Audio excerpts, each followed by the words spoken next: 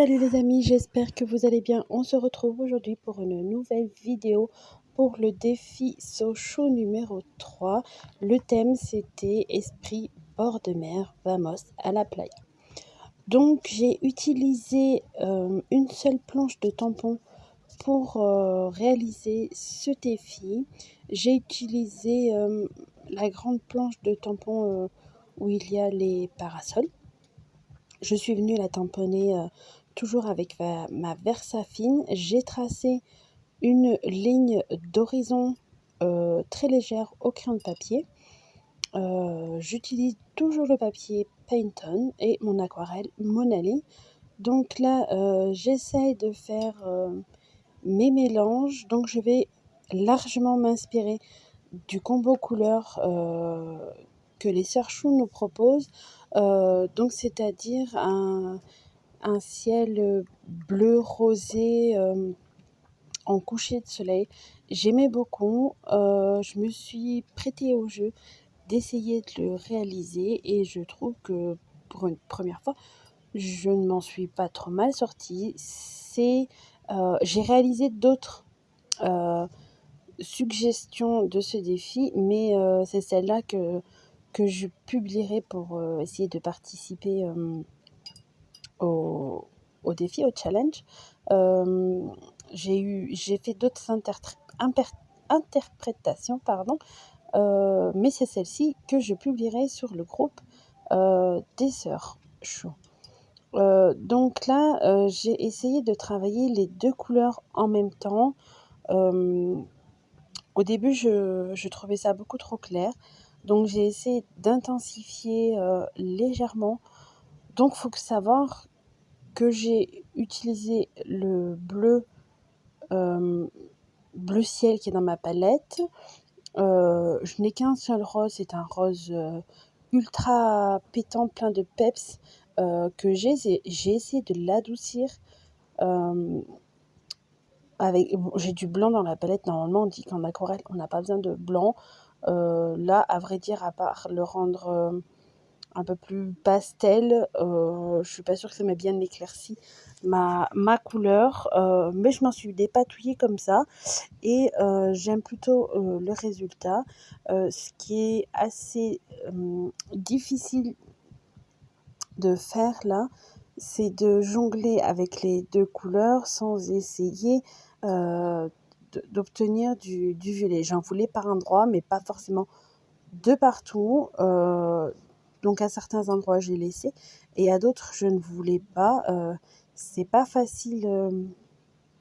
Faut jauger pardon, la quantité d'eau, de peinture. C'est un très bon exercice quand on s'inspire d'images comme ça qu'on voit et d'essayer de les reproduire ou de s'en inspirer largement pour donner une ambiance à nos créations. J'apprivoise toujours la technique des nuages. Un coup, ils vont me plaire, un coup, ça ne va pas me plaire. Pardon, ce que je trouve assez dur dans le travail des nuages, c'est que le premier jet va me plaire et dès que je veux intensifier ou mettre un peu de contraste dans les nuages, là j'y arrive moins bien. Je vais apporter ou trop d'eau ou trop de couleurs. J'ai beaucoup plus de mal. Mais j'arrive quand même, je trouve, au final, à me dépatouiller pour me donner un résultat qui me plaît. Donc là, je vais illustrer la mer. Je prends le bleu. Il me semble que dans ma palette, il s'appelle le bleu outre-mer. Quelque chose comme ça pour illustrer la mer. J'ai longuement hésité entre la faire de cette couleur-là ou avec des reflets rosés dans l'eau, comme si j'ai longuement hésité. Je ne savais pas trop comment faire. Puis au final, j'ai opté pour plutôt un résultat comme celui-là. Est-ce que c'est vraiment cohérent? Je ne sais pas. J'ai plutôt fait quelque chose qui me plaisait et je suis allée à la simplicité. Donc j'essaye d'intensifier par endroits pour donner un peu plus de contraste dans la mer. Je ne m'approche pas de la ligne qu'il y a du tampon pour le sable. Je vais laisser une délimitation blanche sans peinture pour faire illustrer l'écume de la mer. Et je me suis dit que si je laissais un espace blanc, ça serait d'autant beaucoup plus facile de venir retravailler cet effet-là. Donc là, vu que je trouvais que c'était beaucoup trop clair, je suis venue appliquer une deuxième couche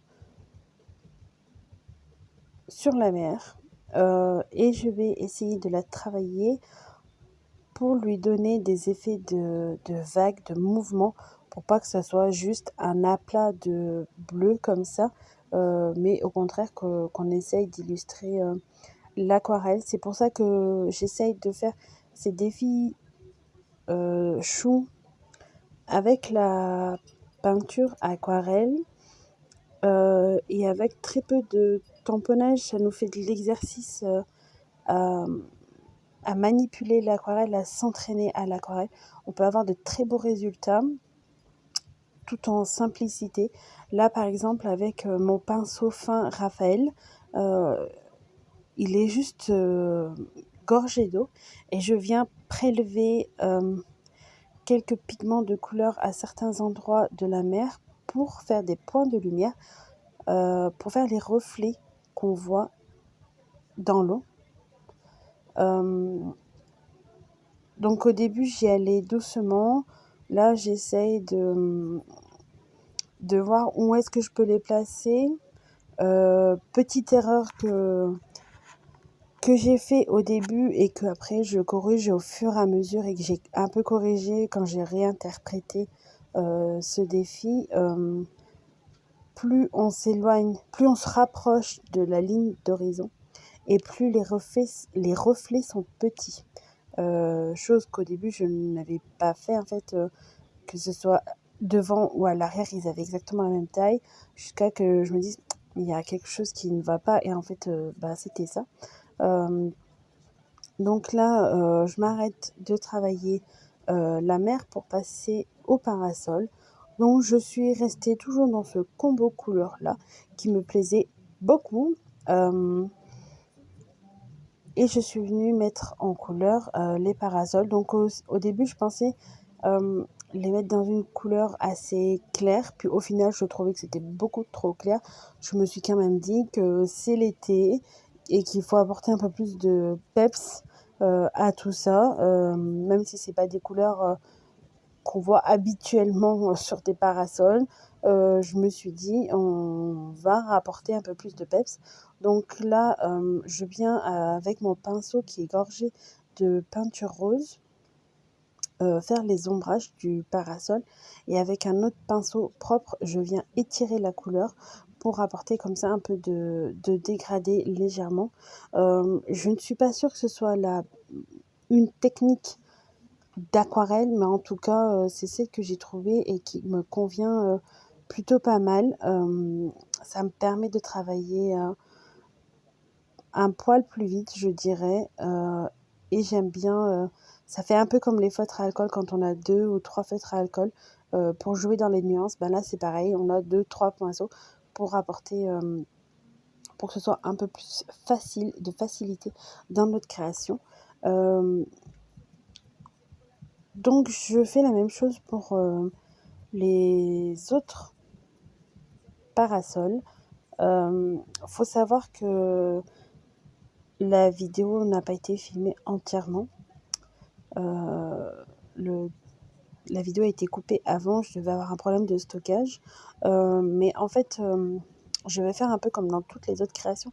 Une fois que j'aurai retiré mon masquage sur tout le côté et que ça m'aura déchiré mon papier, qu'est-ce que je vais faire? Je vais venir recouper tout simplement ma création, la coller sur un autre papier. Et là, j'en ai profité pour retravailler les parasols.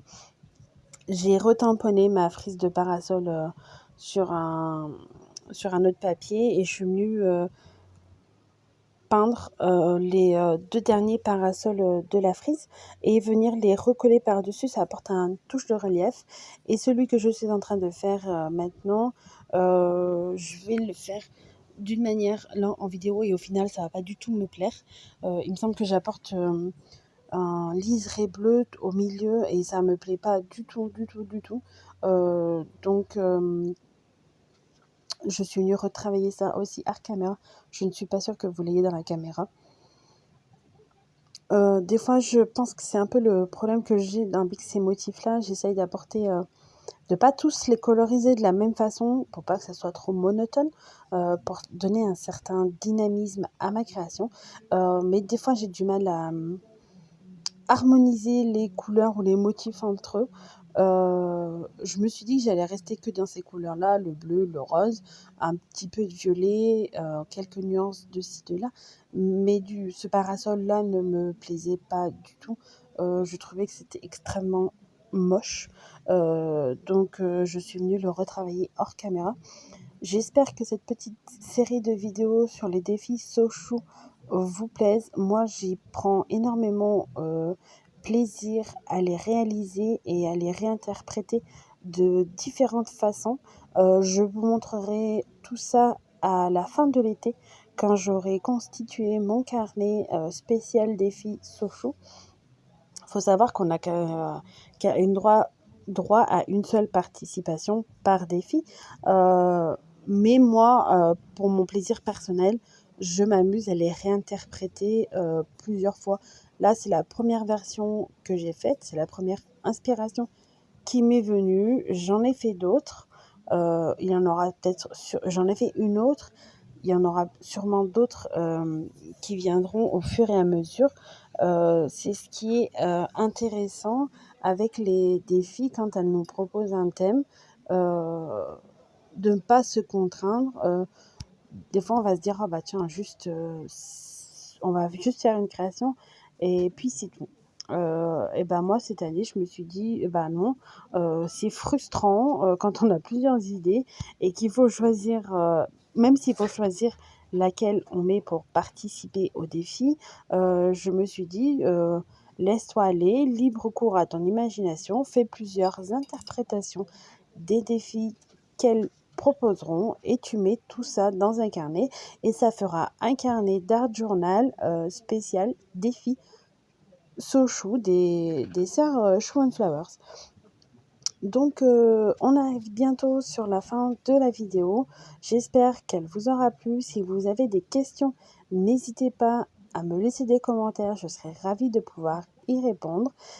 Si cette vidéo vous a plu, n'hésitez pas à la partager et à la liker. Je vous dis à bientôt pour de nouvelles aventures. Bye bye!